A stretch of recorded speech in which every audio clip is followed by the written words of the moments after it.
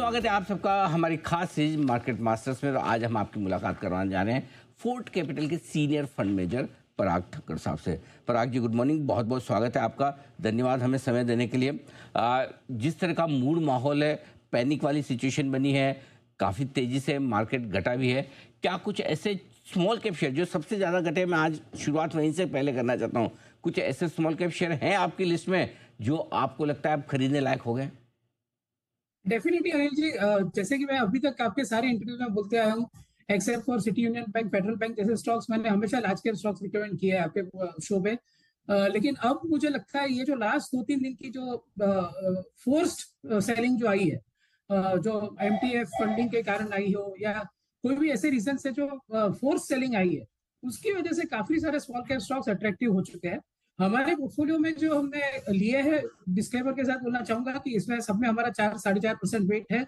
और हमारा ये मानना है कि ये सब स्टॉक्स काफी अच्छा करेंगे आगे जाके। और लेकिन मैं आपके व्यूअर्स को ये बोलना चाहूंगा कि अपनी खरीदी जो है अपने फाइनेंशियल एडवाइजर को पूछ के ही करें और स्टेगर्ड वे में करें, because you are fighting against the wind. तो लेकिन हमारे पोर्टफोलियो में जो है वो ग्रेन्यूल्स एक है, और जो मैंने आपके शो में पहले भी काफी बार कहा, इस बार के रिजल्ट काफी बढ़िया थे। 30% ग्रोथ आया था पैट में और इबिटा में। फिर भी स्टॉक ने वो चमक नहीं दिखाई, बिकॉज ओवरऑल मार्केट और ब्रॉडर मार्केट में जो सेलिंग थी उसकी वजह से। दूसरा है इमामी, जिसमें मैं ये कहना चाहूंगा कि क्यूट उनकी 93% ऑफ द प्रोडक्ट्स जो है वो 5% जीएसटी पे आ गई है। तो इसलिए पिछले क्वार्टर में काफी डी स्टॉकिंग हुआ था। तो मेरे हिसाब से अभी विंटर भी ठीक है, तो मेरे हिसाब से Q3 से आपको रिकवरी दिखनी चाहिए। स्टॉक नियर 52 वीक लो है। तीसरा है ग्रीन प्लाई, जिसमें मैं ये कहना चाहूंगा कि Q2 में उनकी मार्जिन काफी गिर गई थी बिकॉज प्लांट शटडाउन था। तो सिंपल नॉर्मल रिकवरी भी करे तो उसके जो नंबर्स आएंगे वो हिसाब से स्टॉक बहुत ही सस्ता है। 3,500 करोड़ के मार्केट कैप में आपको इतनी पुरानी ब्रांड मिल रही है, और जिसका सेल अगले साल 2,800 से 3,000 करोड़ हो जाएगा। तो ये काफी सस्ते स्टॉक्स है, जिसमें और काफी सारे शेयर्स में मैं ये कहना चाहूंगा कि काफी सारे शेयर्स में मैंने प्रमोटर बाइंग भी देखी है स्मॉल कैप्स में। जो अब तक हम देख रहे हैं कि सिर्फ प्रमोटर्स बेचे जा रहे थे या पीई फंड्स बेचे जा रहे थे, अभी के दिनों में लास्ट एक वीक में मैं देख रहा हूँ कि काफी सारे स्मॉल कैप स्टॉक्स में प्रमोटर की बाइंग भी आई है। जैसे कि इन स्टॉक्स में भी बात करें तो ग्रीन प्लाई में मैंने प्रमोटर की बाइंग देखी है। महाराष्ट्र सीमलेस में काफी प्रमोटर बाइंग हुई है। तो मेरे हिसाब से अक्रॉस द बोर्ड सारे से, और एक जनरली मैं बोलना चाहूंगा कि जब गवर्नमेंट इतनी प्रो ग्रोथ हो और आरबीआई इतना प्रो ग्रोथ हो कि आप रेट कट किए जा रहे हो, लिक्विडिटी सिस्टम में रख रहे हो, तब जनरली रेट सेंसिटिव और स्मॉल कैप्स को अच्छा करना चाहिए। इस बार का प्रॉब्लम ये था कि स्टार्टिंग वैल्यूएशन महंगी थी स्मॉल कैप्स की, और वो जो एमटीएफ बुक है जिसमें लोगों ने लेवरेज लेके स्टॉक्स लिए हुए हैं, वो काफी सारे अनवाइंड हो गए बिकॉज मार्केट चला ही नहीं, ब्रॉडर मार्केट। तो एक फटीक से आ गया, लोगों को लगा कि अभी हमारा पोर्टफोलियो नहीं चल रहा है, बेच लो इसको। And it got triggered due to trade deal delay. तो ट्रेड डील जो डिले हुआ उसकी वजह से सबकी पेशेंस खत्म हो चुकी है, और इसकी वजह से ये जो सेलिंग चल रही है मेरे हिसाब से काफी अच्छी है। इसमें इन्वेस्टर्स को लॉन्ग टर्म के लिए सोच के अच्छे शेयर्स लेने का काफी अच्छा मौका है। सेल में ग्रीन प्लाई, इमामी और ग्रेन्यूल्स, ये 3 स्टॉक ऐसे हैं जो काफ़ी पसंद आ रहे हैं इस वक्त पराग ठक्कर साहब को।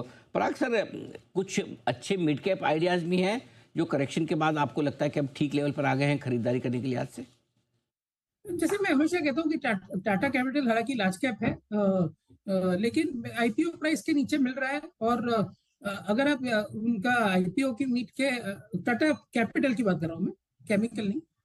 तो बेसिकली उसमें आप ये बात समझिए कि जब आईपीओ आया था तब सीईओ ने, मिस्टर सबरेवाल ने ये कहा था कि Q3 और Q4 result will be bumper result.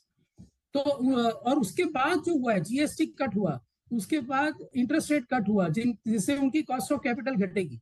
उनकी 1450 ब्रांचेस है, तो वो ब्रांच प्रोडक्टिविटी बढ़ने से ऑपरेटिंग एवरेज भी आएगा। तो मेरे हिसाब से the best is yet to come in this company. और FY27 पे मैं देखूं तो ये 3 टाइम बुक पे है, और आरओआई जो है वो 1.9 से 2.4% जा रहा है, और 30% ग्रोथ की ईपीएस ग्रोथ की गाइडेंस दे चुकी है कंपनी ऑलरेडी। तो और इस क्वार्टर में भी एडजस्टेड पैट लेवल पे 33% ग्रोथ था।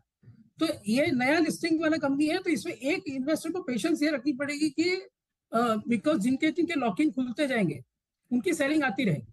लेकिन ये एक long term portfolio investment stock है। इसमें मेरे ख्याल से पेशेंस रखने पे काफी अच्छा रिटर्न छूट सकता है और मार्जिन ऑफ सेफ्टी काफी ज्यादा है।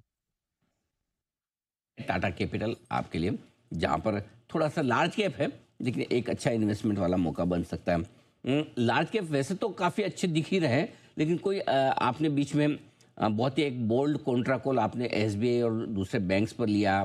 आपके mid cap banks, Karur Vysya bank जैसे या सिटी यूनियन बैंक जैसे, इवन साउथ इंडियन बैंक काफ़ी अच्छा चले हैं। अभी भी कोई लार्ज कैप शेयर हैं जो आपको लग रहा है कि यहाँ खरीदारी की जा सकती है? देखिए, आज की तारीख में मेरा ये मानना है कि जो लार्ज कैप ने है ना, लार्ज कैप ने ब्रॉड मार्केट को काफी आउट परफॉर्म किया है।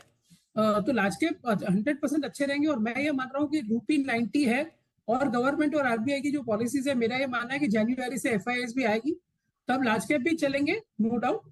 लेकिन आज की तारीख में ये जो फोर्स सेलिंग की वजह से स्मॉल कैप में सबसे ज्यादा वैल्यू मुझे दिख रही है। तो और ये मैं पहली बार आपके शो पे कह रहा हूँ कि स्मॉल कैप में वैल्यू दिखनी शुरू हो गई है।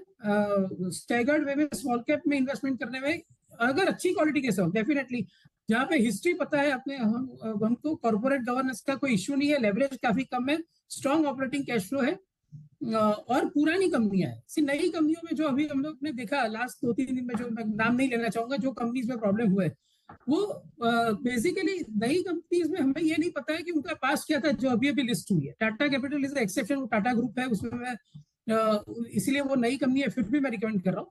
लेकिन बाकी जनरली जो नई कंपनी लिस्ट होती है उसमें हमें ये नहीं पता है कि वो कैपिटल कैसे एलोकेट करेंगे, उनका वर्किंग कैपिटल कैसे रहेगा।